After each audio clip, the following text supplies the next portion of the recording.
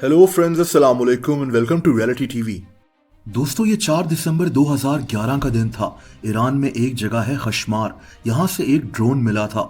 RQ-170 sentinel drone. ये उस वक्त अमेरिका का एडवांस तरीन ड्रोन था। ईरान ने फौरन इस ड्रोन की वीडियो रिलीज कर दी और अमेरिका को मजबूरन मानना पड़ा कि ये ड्रोन इन्हीं का है। अब अमेरिका ईरान से अपना ये ड्रोन वापस मांग रहा था, लेकिन ईरान ने कुछ ऐसा किया जो आपको हैरान कर देगा।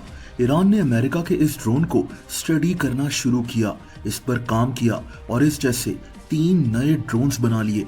एक ड्रोन का नाम शाहिद 171 था। ये अमेरिका के उस ड्रोन की एग्जैक्ट कॉपी था। दूसरा ड्रोन शाहिद 191 था और दोस्तों तीसरा ड्रोन था शाहिद 136, एक खतरनाक ड्रोन जिसकी वजह से अमेरिका इस जंग में शदीद परेशान है। ईरान जो कई दिहाइयों से सैंक्शंस और पाबंदियों का शिकार है, उसने अमेरिका की टेक्नोलॉजी को ही स्टडी कर कर एक ऐसा ड्रोन बना लिया जो खुद अमेरिका के लिए आज मसला बना हुआ है। यहाँ तक कि अमेरिका ने अब ईरान के इस शाहिद 136 ड्रोन को कॉपी कर कर एक नया ड्रोन बना लिया है जिसका नाम लुकास है। आप सोचें कि ईरान ने अमेरिका को अपनी ही टेक्नोलॉजी कॉपी करने पर मजबूर कर दिया है। दोस्तों, ईरान के पास मिसाइल्स और ड्रोन्स की एक फौज है।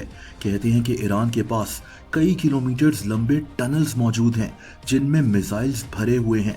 ईरान ने ये टनल्स 1984 में बनाना शुरू किए थे।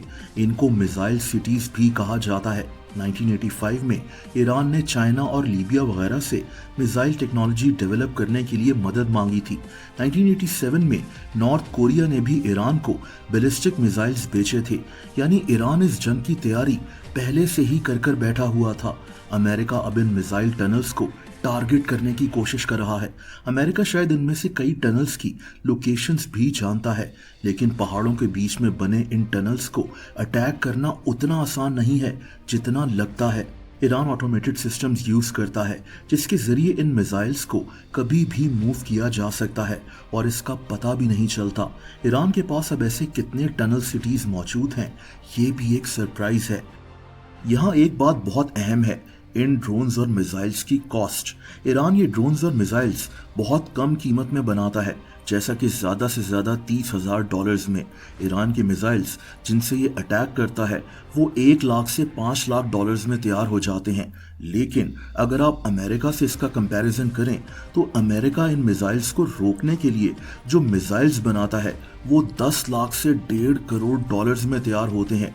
ईरान जानता है कि ये अगर इसी तरह मिसाइल्स इसराइल में दागता रहा तो एक वक्त आएगा कि अमेरिका के पास इन मिसाइल्स को रोकने के लिए इंटरसेप्टर मिसाइल्स की भी कमी पड़ जाएगी। लेकिन ईरान के लिए ये काम आसान नहीं है। इसराइल तक ड्रोन्स और मिसाइल्स को भेजने में कई मुश्किलात आती हैं। ईरान के पास अमेरिका की एयर फोर्स मौजूद होती है। ये इन ड्रोन्स और मिसाइल्स के मुतालिक पहले से वार्न कर सकते हैं। इसके बाद इराक में मौजूद अमेरिकन फौज इन ड्रोन्स और मिसाइल्स को गिरा सकती है।